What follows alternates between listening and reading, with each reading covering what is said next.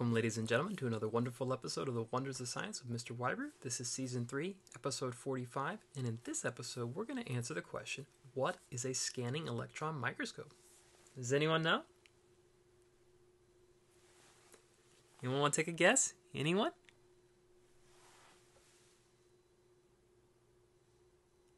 Alright, so let me go ahead and answer that question. So what is a scanning electron microscope? Well, first off, you might see this written down or abbreviated by three letters, that being SEM, standing for Scanning Electron Microscope. But a scanning electron microscope is a microscope that scans the surface of a specimen by using a beam of electrons that are reflected to form an image. Now, these are much fancier microscopes, and most of us probably won't get to use one, but if we do, we're kind of getting a sneak preview into it via a basic overview of what it does.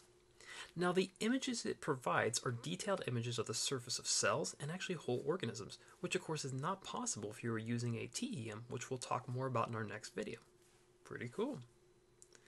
Alright, let's move on to our fun science fact of the day. Get this. Did you know that greyhounds can see better than any other dog breed? Yes, you heard me correctly. Greyhounds have the better sight of dog breeds. Pretty cool. Thank you, ladies and gentlemen, for joining me for another wonderful episode of the Wonders of Science with Mr. Whybrew. Keep an eye out for the question that will be at the end of the video. And as always, enjoy the wonders of science. Good day and goodbye.